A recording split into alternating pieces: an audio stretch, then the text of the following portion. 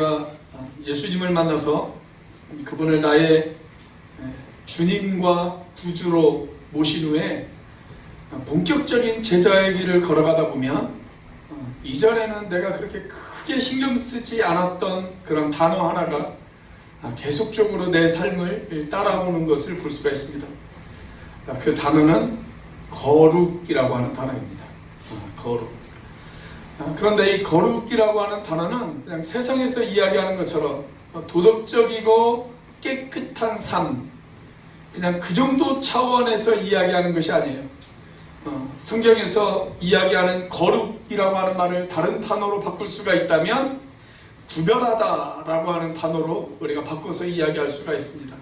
어떤 특별한 목적을 위해서 하나님께서 따로 떼어놓은 것, 그것을 우리가 구별이라고 그렇게 이야기할 수가 있어요. 여러분, 우리가 하나님을 믿는 그 순간 하나님은 하나님의 계획을 이루시기 위해서 저와 여러분들을 따로 구별해 놓으셨다는 것을 믿으시기를 바랍니다. 이렇게 하나님이 저와 여러분들을 세상과 구별해 놓으셨다면 이제 당연히 세상과 구별된 삶을 살아야 하지 않겠습니까? 그래서 오늘 본문은 우리가 그런 구별된 삶을 살기 위해서 세월을 허비하지 말고 우리를 구별해 놓으신 그 하나님의 뜻을 우리가 잘 이해해야 된다라고 그렇게 말씀하고 있습니다. 그것이 16절과 17절이죠. 자, 16절과 17절 같이 한번 읽어보겠습니다. 시작. 세월을 아끼라, 때가 악하니라.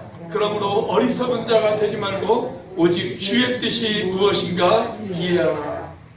자, 그렇다면 우리가 어떻게 이런 거룩한 삶, 구별된 삶을 살아갈 수가 있을까요? 거기에 대한 오늘 본문의 대답은 우리가 거룩한 영이신 성령님의 지배를 받으면 우리가 거룩한 삶을 살아갈 수가 있다, 이렇게 대답하고 있습니다. 자, 그것이 바로 18절의 말씀입니다. 자, 18절의 말씀 같이 한번 읽어보겠습니다. 시작. 술 취하지 말라. 이는 방탕한 것이니 오직 성령으로 충만함을 받으라. 여러분, 사람이 술에 취하면 술의 지배를 받습니다. 그러나 성령에 취하면 성령의 지배를 받습니다.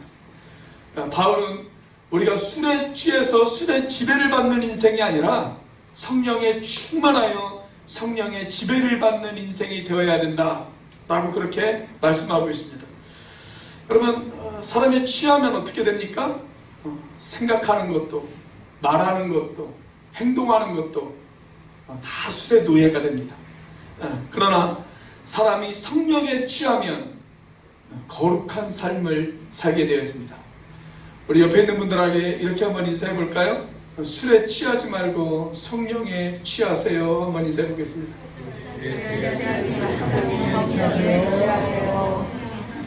자, 그런데 문제는 이것입니다. 도대체 우리가 어떻게 해야 성령 충만을 받아 성령의 지배를 받는 거룩한 인생이 되어질 수가 있을까요? 첫 번째로 찬양하며 살아야 합니다. 찬양하며 살아야 합니다. 여러분, 성령 충만하면 찬양이 마음에 샘솟습니다. 찬양이 마음에 샘솟아요. 우리의 자녀들이 성령에 충만하면 그 입에서 유행가 대신 찬양이 흘러나오게 되어질 줄로 믿습니다. 아멘. 네, 찬양은 성령 충만의 분명한 하나의 결과예요. 그런데 또 반대로 우리가 찬양을 부르다가 성령의 충만함을 받기도 합니다. 그래서 찬양은 내가 성령 충만해지는 조건이기도 하지만 또 성령 충만의 결과이기도 합니다. 내가 성령 충만함을 받지 못하면 제일 먼저 나타나는 현상 가운데 하나가 뭔지 아세요? 내 입에서 찬양이 나오질 않아요. 찬양이 나오질 않아요. 여러분, 찬양은 입으로만 하는 것이 아닙니다.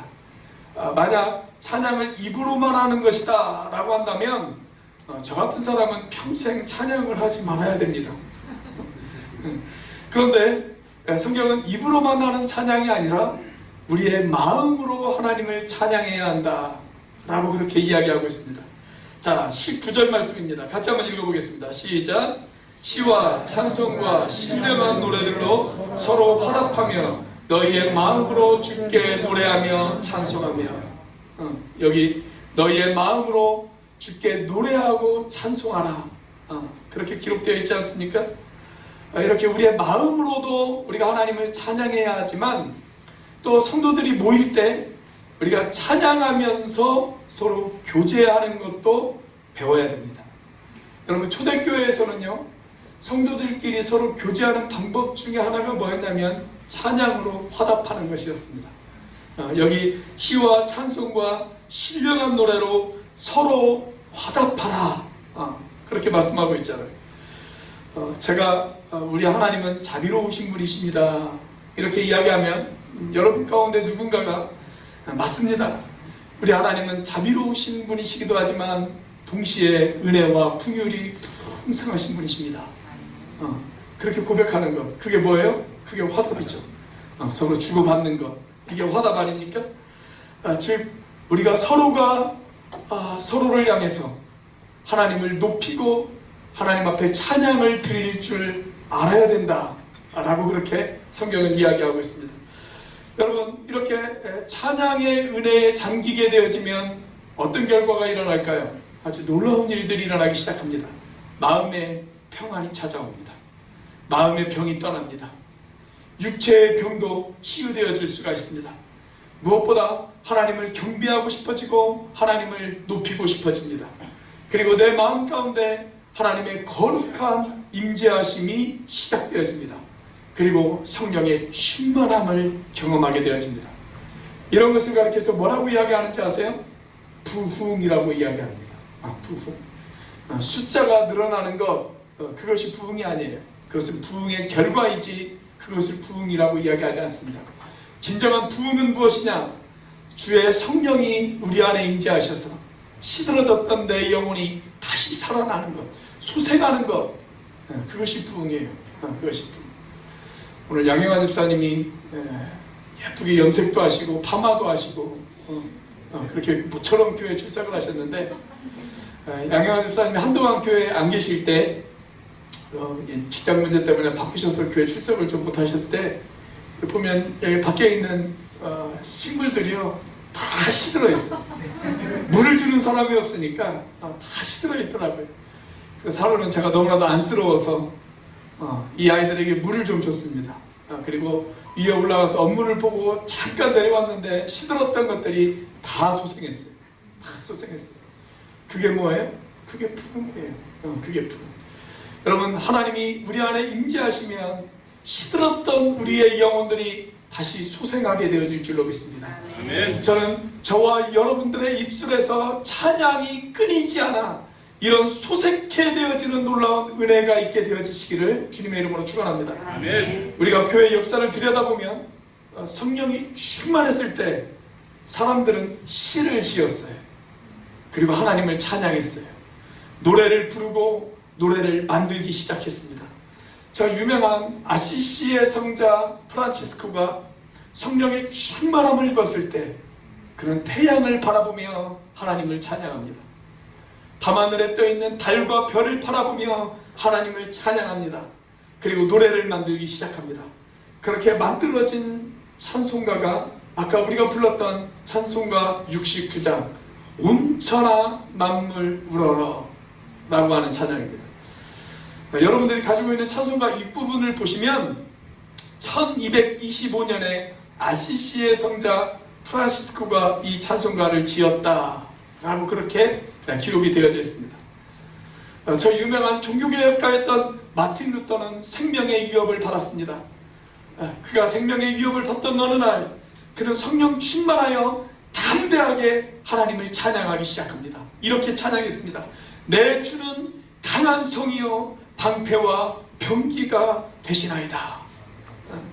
우리가 가진 찬송가 585장입니다. 또 다른 종교개혁가였던 존 웨슬리는 영국에서 감리교 부흥운동을 일으켰습니다. 이 존 웨슬리와 함께 사역했던 사람이 그의 동생 찰스 웨슬리라고 하는 사람입니다. 여러분이 가지고 있는 찬송가를 보시면 이 찰스 웨슬리라고 하는 이름이 곳곳에 등장하는 것을 여러분들이 보실 수가 있을 겁니다. 이분이 쓴 찬송가가 찬송시가 우리가 가지고 있는 찬송가에 무려 몇 편이 수록이 되어져 있냐면 13곡이 수록이 되어져 있어요. 13곡. 여러분, 이분이 평생 몇 편의 찬송시를 썼는지 아십니까? 무려 6,000개의 찬송시를 쓰신 분이십니다. 몇 개를 썼다고요? 네, 6,000개. 근데 왜 놀라지도 않으세요? 6,000개의 찬송시를 썼어요. 여러분, 하니 크로스비라고 하는 분을 아십니까? 앞을 바라보지 못하는 시각장애인이었어요. 안타깝게도 이분은 태어난 지 6주 만에 시력을 완전히 잃어버렸습니다. 더 안타까운 것은 한 1년 정도 되었을 때, 태어난 지 1년 정도 되었을 때 이분의 아버지가 세상을 떠나셨어요.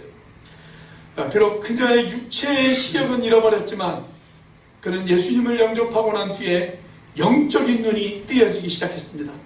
그래서 15살이 되던 해부터 찬송시를 쓰기 시작합니다. 그렇게 그녀가 남긴 찬송시가 몇 편인지 아세요? 무려 8,000개가 넘는 찬송시를 썼어요. 8,000개가 넘는 찬송시. 지금 여러분들이 가지고 있는 찬송가에도 이분이 쓴 찬송시가 무려 22곡이 수조가 되어져 있습니다. 여러분들이 즐겨 부르는 찬송가 예수를 나의 구주 삼고, 나의 갈 길 다가도록, 나의 영원하신 기억, 주의 음성을 내가 들으니, 이런 찬송들이 다 그녀가 쓴 찬송시입니다. 그래요 여러분, 성령 충만한 거룩한 인생은 그 인생에서 하나님을 높일 줄 압니다. 하나님을 찬양하고 싶어하는 마음이 생겨납니다. 그리고 하나님을 찬양하지 않으면 견딜 수 없는 마음이 그 마음 가운데 생겨납니다. 저는 저와 여러분들의 삶에서 이런 찬양이 떠나가지 않는 그런 거룩한 인생이 되시기를 주님의 이름으로 축원합니다. 자, 우리가 어떻게 성령 충만하여 거룩한 인생을 살아갈 수 있을까요? 두 번째로 감사하며 살아야 합니다. 감사하며 살아야 합니다. 자, 만약 여러분이 성령에 충만하여 거룩한 인생을 살아가기를 원하신다면 여러분들이 반드시 하셔야 할 일, 그것은 감사하는 삶을 사는 일입니다. 감사하는 삶을 사는 일. 우리가 성령 충만해지기 위해서 우리에게 반드시 필요한 것, 그것이 바로 감사예요. 감사. 여러분, 감사를 잃어버린 사람은요 절대 성령 충만해질 수가 없습니다. 그러나 성령 충만한 사람은 반드시 감사가 나옵니다. 그래서 감사는 성령 충만해지기 위한 조건이기도 하지만 또 성령 충만해지는 결과다라고 그렇게 이야기할 수가 있습니다. 그러면 내 입에서 성령의 충만함을 잃어버렸다. 그러면 제일 먼저 내 입에서 나오는 것, 여러분 그것이 뭔지 아십니까? 불평과 원망입니다. 불평, 원망, 짜증, 이런 것들이 나와요. 그런데 성령 충만하면 내 입에서 나오는 것이 뭐냐면 감사가 나옵니다. 모든 일에 감사가 나옵니다. 내가 좋아할 수 없는, 내가 환영할 수 없는 그런 곤란한 상황 가운데에서도 감사가 입에서 나옵니다. 왜냐하면 그 모든 상황 가운데에서도 하나님께서 개입하시고 나를 위해 하나님께서 일하실 것이라는 사실을 믿기 때문에 그렇습니다. 자, 그것이 바로 20절의 말씀이죠. 자, 20절의 말씀 같이 한번 읽어보겠습니다. 시작. 범사에 우리 주 예수 그리스도의 이름으로 항상 아버지 하나님께 감사하며. 자, 여기 비슷한 단어가 두 가지가 등장을 하죠. 어떤 단어가 등장합니까? 범사라고 하는 단어와 항상이라고 하는 단어입니다. 범사라고 하는 단어, 항상이라고 하는 단어. 그러니까 저와 여러분이 언제 감사해야 돼요? 범사에 항상 감사해야 합니다. 범사에 항상 감사할 수 있어야 합니다. 우리가 하는 모든 일에, 그리고 우리가 처한 모든 상황에 우리가 감사할 줄 알아야 된다. 이것이 바로 성령으로 충만한 거룩한 인생이다 라고 성경은 저와 여러분들에게 그렇게 이야기하고 있습니다. 우리 옆에 있는 분하고 같이 한번 인사해 보겠습니다. 이렇게 한번 인사해 볼게요. 범사에 항상 감사합시다. 한번 인사해 보세요. 범사에 항상 감사합시다. 우리 신앙의 선배들은 이런 감사를 가리켜서 뭐라고 이야기를 하냐면 절대 감사 또는 무조건적 감사, 이렇게 표현을 했어요. 여러분, 우리가 어떻게 이런 절대 감사가 가능할까요? 때때로 우리가 살아가면서 부딪히는 수많은 가슴 아픈 일들, 눈물 나는 일들, 억울한 일들, 그런 일들을 우리가 겪을 때가 참 많잖아요. 그런데 그런 상황 속에서도 우리가 어떻게 절대적으로, 무조건적으로 하나님 앞에 감사할 수 있을까요? 하나님을 믿을 때 그것이 가능합니다. 비록 내가 다 이해할 수는 없지만, 내가 지금 내 앞에 닥친 상황을 내가 다 이해할 수는 없지만, 그러나 여기에는 하나님의 어떤 특별한 계획이 있을 것이다. 그리고 그 하나님께서는 여전히 나를 위해서 일하시고 계실 것이다. 그것을 믿는 믿음, 그 절대 주권의 하나님을 믿는 믿음이 있을 때 우리는 절대적으로 하나님 앞에 감사할 수가 있는 것입니다.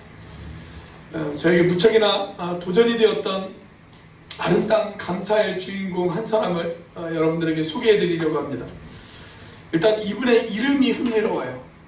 이분의 이름이 뭐냐면 미국 유시칸주에 살고 계신 분인데, 이분의 이름이 뭐냐면 스틸워터라고 하는 분입니다. 스틸워터.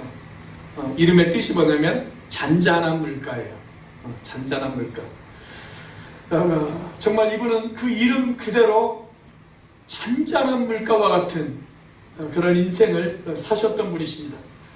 근데 이분에게 별명이 하나 있었어요. 별명이 뭐였냐면 감사집사님이라고 하는 별명이 있었다고 해요. 감사집사님. 이분은 늘 온화한 미소를 가지고 그렇게 사람들을 대했습니다. 그리고 사람들을 만날 때마다 이분이 늘 사람들에게 하는 이야기가 뭐였냐면 이런 이야기였다고 그래요. 이런 이야기였다고 그래요. 감사하죠. 너무너무 감사하죠. 그저 감사할 뿐입니다. 이런 이야기를 입버릇처럼 그렇게 하셨던 그런 분이셨다고 그래요. 한 번은 그의 아내가 병에 걸렸습니다. 무슨 병에 걸렸냐면 치매에 걸렸어요. 치매. 그런데도 이분의 언어는 달라지지 않았어요. 늘 감사했어요. 그런데 조금씩 병이 심해지기 시작했습니다. 그러자 자식들이 이제 어머니를 우리가 요양원에 좀 모셨으면 좋겠다, 그렇게 이야기합니다. 자, 그런데 이 감사집사님이 그것을 거절했어요. 그리고 그 아내를 지극정성으로 돌보기 시작을 했습니다. 그런데도 상황이 점점 안 좋아지기 시작을 했어요. 이제 그 자기 아내가 자기의 자식들을 못 알아보는 거예요. 자식들을. 그러다 자식들이 이제 요양원에 좀 보냅시다 라고 그렇게 아버지에게 부탁을 했고, 아버지가 그 부탁을 허락을 했습니다. 그래서 요양시설로 보냅니다. 자, 그날부터 이분의 일상이 완전히 바뀌기 시작합니다. 새벽에 일찍 일어나서 기도하고 말씀 보고, 그리고 아침밥을 먹은 후에 아내가 있는 요양원에 갑니다. 그리고 요양원에서 아내를 돌보기 시작을 합니다.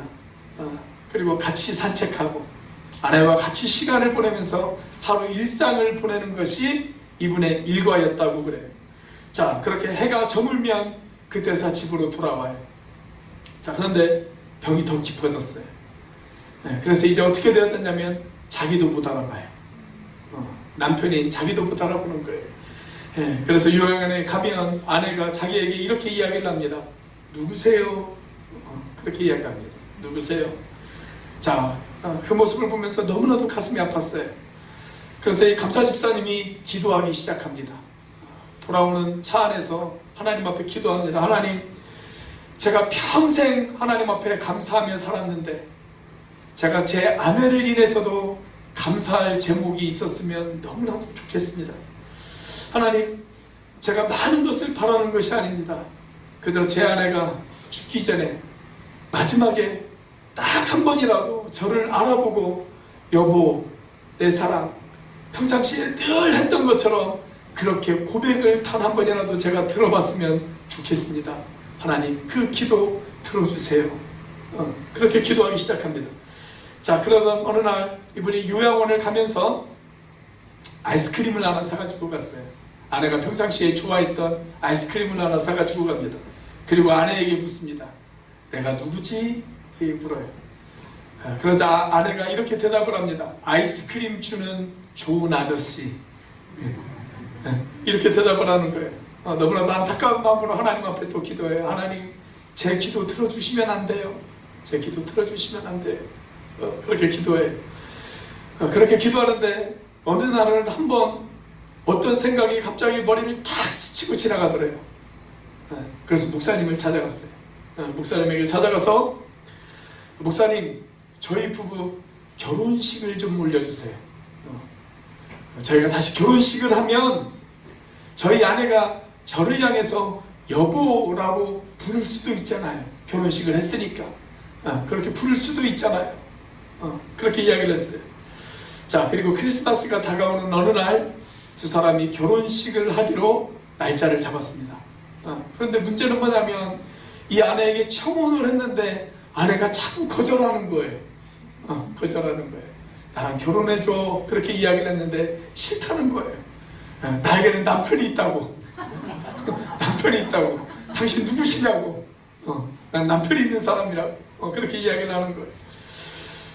그래서 이 집사님이 비장의 무기를 꺼냈답니다. 비장의 무기가 뭐였을까요? 아이스크림을 꺼냈어요. 아이스크림을 딱 꺼내서 나랑 결혼 안 해주면 앞으로 이 아이스크림 안 주겠다고 그렇게 협박을 했어요. 그랬더니 알았다고, 결혼하겠다고 그렇게 대답을 하더랍니다. 그래서 이제 목사님 앞에 섰어요. 목사님 앞에 섰어요. 결혼 서약을 합니다. 당신은 당신 곁에 서 있는 이 여인을 당신의 아내로 맞이해 부할 때나 가난할 때나 건강할 때나 병들었을 때나 이 여인을 사랑하며 인생의 남은 날을 아껴주며 사랑하며 그렇게 사시겠습니까? 남편이 예 하고 대답했어요. 자, 이제 아내에게 물어요. 당신은 당신 곁에 있는 이 남자를 당신의 남편으로 삼아 부하든지 가난하든지 역경 가운데에서나 모든 환난 가운데에서나 이 남자를 사랑하며 평생을 함께 하시겠습니까? 그렇게 물었는데 아내가 아무 대답을 안 해요. 거기 모여있는 모든 사람들이 다 긴장하고 침묵으로 지켜보고 있었습니다. 그랬더니 잠시 후에 아내가 예 하고 대답을 해요. 자, 그리고 그때부터 기적이 일어나기 시작을 했어요. 이 할머니가 무려 6개월 동안 남편을 향해서 늘 하루도 빠지지 않고 여보, 내 사랑 이렇게 이야기를 하더라는 거예요. 그리고 6개월이 지난 뒤 어느 날 그녀는 하나님의 부르심을 받아 소천을 했습니다. 장례식이 있었습니다. 이 장례식에서 이 감사 집사님께서 인사의 말로 이렇게 이야기를 했다고 그래요. 제가 무슨 말을 드릴 수가 있겠습니까? 그냥 감사할 뿐입니다. 감사할 뿐입니다. 아내의 병 때문에 제가 감사를 잃어버릴 위기도 있었지만 하나님은 그 마지막 소원까지도 들어주셨습니다. 여러분들도 아시겠지만 제 마지막 소원은 제 아내가 평상시처럼 예전에 하던 것처럼 저를 향해서 여보, 내 사랑 이렇게 이야기하는 것이었습니다. 그런데 지난 6개월 동안 제 아내는 하루도 빠짐없이 저에게 여보, 내 사랑 이렇게 고백해 주었습니다. 얼마나 감사한지요. 얼마나 감사한지요. 이 모든 일 앞에 하나님 앞에 감사할 뿐입니다. 그렇게 이야기를 했다고 합니다. 사랑하는 여러분, 우리가 정말이지 때때로 우리들의 삶 가운데서 눈물 나는 일들이 있을 수도 있습니다. 가슴 아픈 일들이 있을 수 있습니다. 고통스러운 일들이 있을 수도 있습니다. 그러나 그 모든 사건 속에서도 하나님이 나를 위해 일하시고 계시고 하나님께서 나와 함께 하신다는 사실을 우리가 믿는다면, 그리고 그 주님께서 개입하시고 그 주님께서 내 모든 일 가운데 간섭해 주실 것을 믿는다면, 여러분, 우리는 눈물 나는 사건 그 한복판에서도 우리는 하나님을 찬양할 수 있고 하나님 앞에 감사할 수 있을 것입니다. 저와 여러분들의 삶 가운데 이런 감사가 끊이지 않기를 주님의 이름으로 축원합니다. 아멘. 자, 우리가 어떻게 성령 충만하여 거룩한 인생을 살아갈 수가 있을까요? 세 번째로 복종하며 살아야 합니다. 복종하며 살아야 합니다. 자, 우리가 성령으로 충만한 삶을 살아가기를 원한다면 우리가 한 걸음 더 나아가서 서로가 서로에게 복종할 줄 알아야 돼요. 복종할 줄 알아요. 자, 자, 내가 예수님을 나의 주님으로 모셨어요. 그러면 우리 예수님께서 나에게 있어서 어떤 분이십니까? 나의 주인이시죠. 나의 주인. 그렇게 내가 예수님을 나의 주인으로 모시고 나서 옆에 있는 지체들을 한번 바라보세요. 자, 옆에 있는 지체들을 한번 바라보십시오. 자, 그 옆에 있는 지체들의 주인은 누구예요? 그분도 우리 예수님이시죠. 나의 주인이 내 옆에 있는 내 지체의 주인이기도 합니다. 자, 그렇다면 그분이 나의 주인이면서 동시에 내 옆에 있는 지체의 주인이 되어주신다면 그 주인 되신 그리스도를 바라보면서 우리가 서로 복종할 수도 있지 않겠습니까?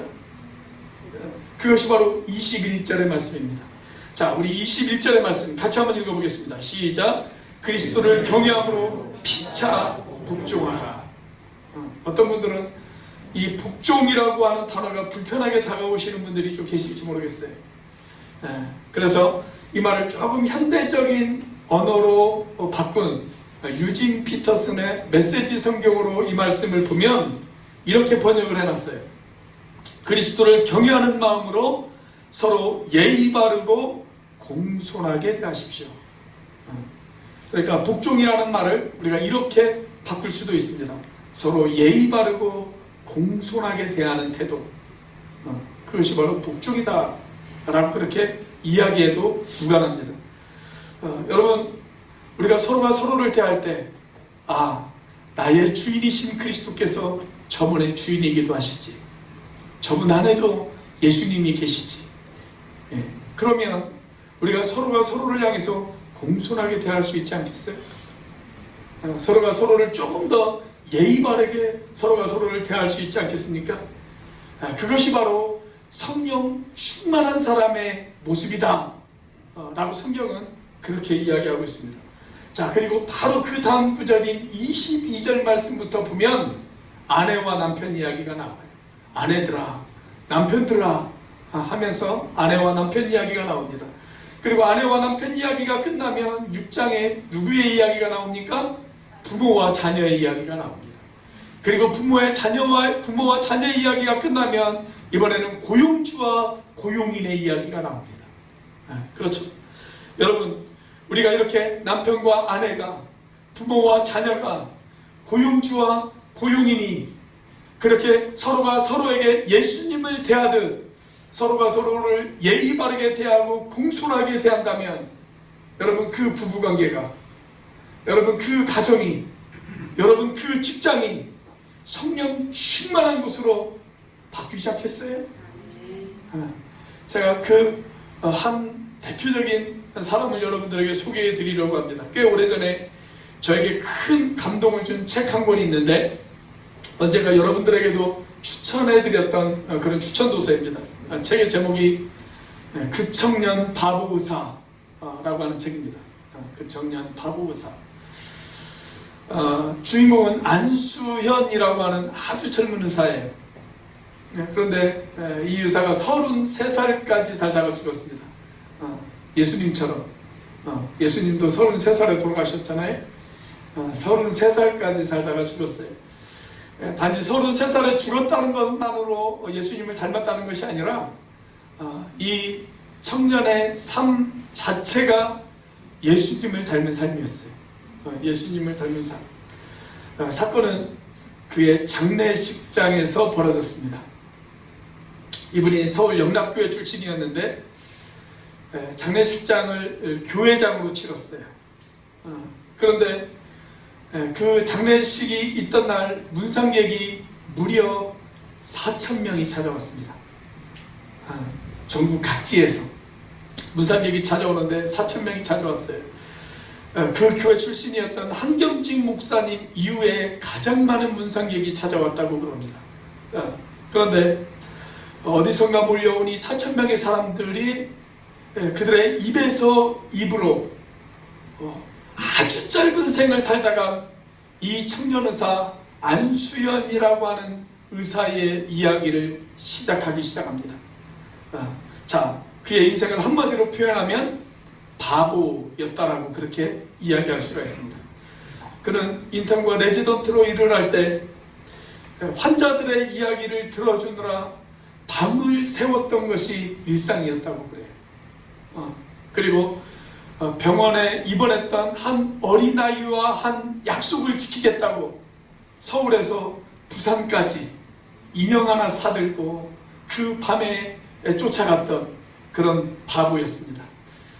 간호사가 약병을 깨자 자기가 대신 책임지기도 했고, 의료 파업이 한참이었던 때 동료들에게 왕따를 당하면서도 침상에 있는 환자들을 지켜야 한다고 그렇게 사람들에게 핀잔을 들었던 그런 바보이기도 했습니다.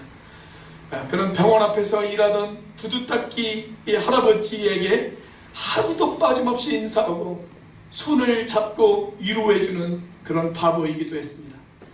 병원에서 세탁일을 하는 아주머니에게는 하나님의 사랑과 복음을 전하는 바보이기도 했습니다.